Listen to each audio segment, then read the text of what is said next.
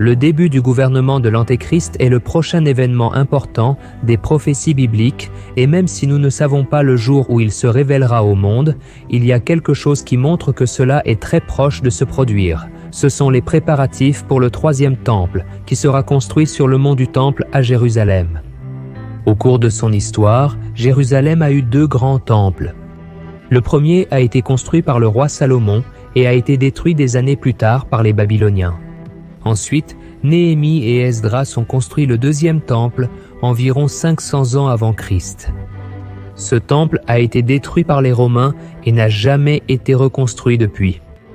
Le troisième temple fait partie d'une prophétie biblique concernant la fin des temps.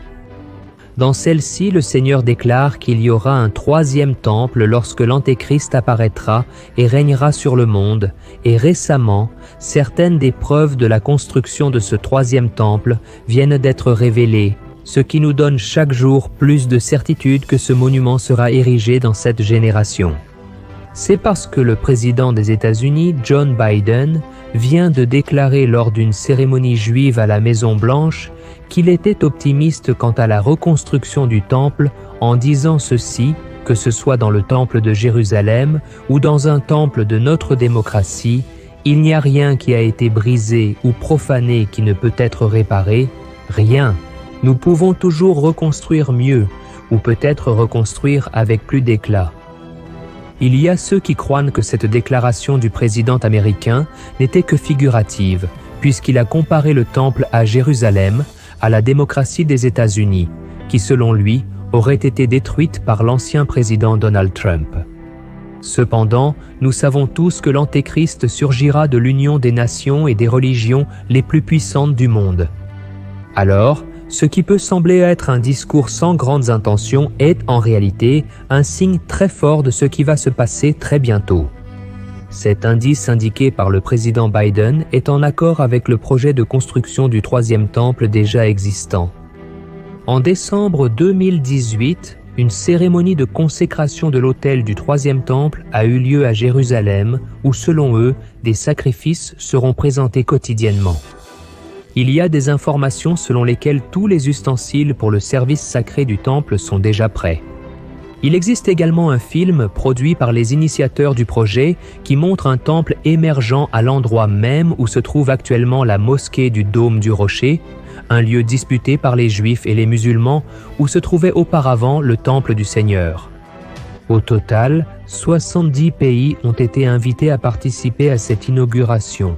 Et le rabbin du projet a déclaré à l'époque que les Juifs avaient été ramenés en Israël dans le but de diffuser la lumière aux nations. Une nouvelle lumière brillera sur Sion et nous verrons tous cette lumière très bientôt. Ensuite, il a lu le chapitre 49 d'Isaïe, le verset 6, qui parle du Messie qui viendrait pour être la lumière des nations, mais nous, chrétiens, savons que ce Messie est déjà venu et qu'il s'appelle Jésus-Christ. Cependant, beaucoup de Juifs sont encore spirituellement aveugles et n'acceptent pas cette vérité. Ils attendent toujours le Messie et seront trompés par un homme qui fera des signes et des merveilles et qui s'assiera sur le trône d'Israël pour être adoré jusqu'à ce qu'il se révèle finalement comme l'Antéchrist. Voyons ce que la Bible dit à ce sujet dans la deuxième épître aux Thessaloniciens, chapitre 2. Ne laissez personne vous tromper en aucune façon. Avant ce jour viendra l'apostasie, puis sera révélé l'homme du péché, le fils de la perdition.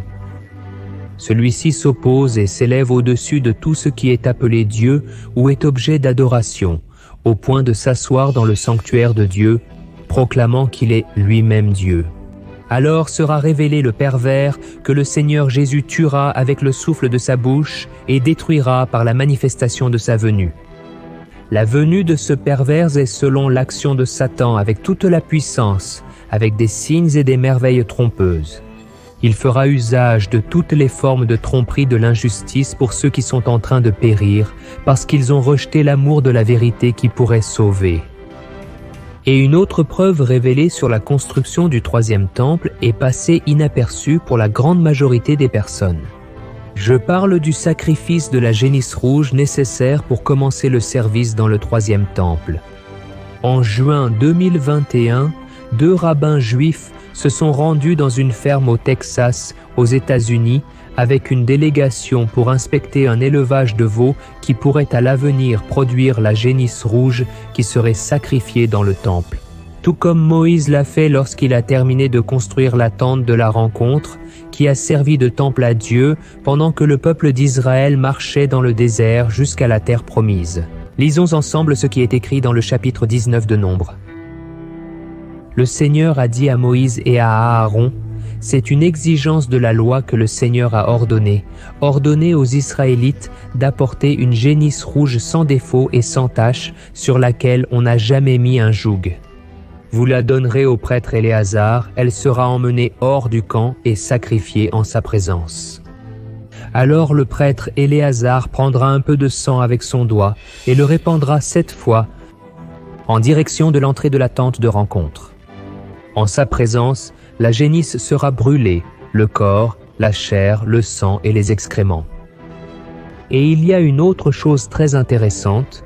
Depuis l'année 2015, l'Institut du Temple, qui a fait les préparations pour ce monument si important pour les Juifs, investit dans l'élevage de vaches rouges pour obtenir une génisse rouge et sans défaut.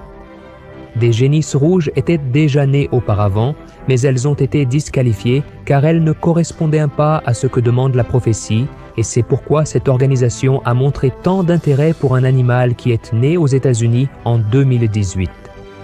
Là-bas, il y a une génisse qui pour l'instant est totalement rouge, c'est-à-dire qu'elle est conforme à ce que la Bible dit qu'elle doit être, mais cela pourrait changer à mesure qu'elle grandit. Pour les Juifs, l'important est que cette lignée d'animaux continue d'évoluer afin qu'un jour l'animal parfait naisse et devienne l'objet du sacrifice initial du troisième temple. Actuellement, il y a de grands obstacles à la reconstruction du troisième temple, et le plus grand concerne son emplacement. Le lieu sera construit sur le mont du Temple qui est un lieu sacré pour les Juifs, les chrétiens et les musulmans. C'est aussi l'un des lieux les plus disputés au monde. Il y a une mosquée et le dôme du rocher construits au 7e siècle qui sont parmi les structures les plus anciennes du monde musulman, et bien qu'Israël ait repris le contrôle de la vieille ville de Jérusalem et de la zone du mont du Temple lors de la guerre des 6 jours en 1967, le mont reste sous la garde de la Jordanie à cause d'un traité de paix. Les Juifs israéliens peuvent entrer dans le complexe, mais ils ne peuvent pas y prier, ni même y tenir des cérémonies religieuses.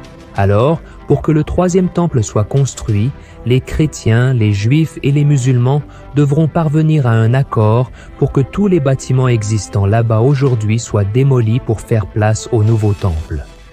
Cela peut sembler impossible que cela se produise, surtout parce que les Juifs et les musulmans sont en guerre. Cependant, l'arrivée de l'Antéchrist changera tout ce scénario. Il utilisera son pouvoir de persuasion pour montrer aux dirigeants de ces religions que la meilleure chose à faire sera de mettre de côté les différences afin qu'une seule religion universelle soit créée, et ainsi la prophétie se réalisera. Frères, je sais que cette nouvelle peut effrayer beaucoup d'entre nous. Cependant, l'Église du Christ ne doit pas s'inquiéter de cela, car le Seigneur a promis qu'il ne nous abandonnera jamais. Amen. Ce dont vous et moi devons nous préoccuper, c'est de notre salut, car seul il nous garantira la victoire en Christ lorsque la fin des temps arrivera. Nous savons que l'Antéchrist va bien régner sur la terre, mais cela ne se produira que pour une courte période de temps. Ensuite, Jésus reviendra, vaincra le mal et établira son royaume ici, qui durera pour l'éternité. Et c'est pourquoi la Bible dit qu'un nouveau ciel et une nouvelle terre apparaîtront. Une terre où les nouveaux habitants auront une vie éternelle de paix et de joie, un endroit où il n'y a pas de tristesse, de douleur ou de souffrance, il n'y aura plus de deuil, car la mort n'existera plus. Et c'est pourquoi je veux vous laisser un message que le Seigneur nous dit dans le dernier chapitre de l'Apocalypse. Voici, je viens bientôt, ma récompense est avec moi et je rendrai à chacun selon ce qu'il a fait. Je suis l'alpha et l'oméga, le premier et le dernier, le commencement et la fin. Heureux ceux qui lavaient leurs vêtements pour avoir droit à l'arbre de vie et pour entrer dans la ville par les portes. Amen. Je suis le pasteur Antonio Junior. Si vous avez aimé ce message, Partagez-le dans les groupes WhatsApp, sur Facebook, diffusons le message de Dieu et n'oubliez pas de vous abonner à ma chaîne et je vous attends donc dans la prochaine vidéo. Que Dieu vous bénisse.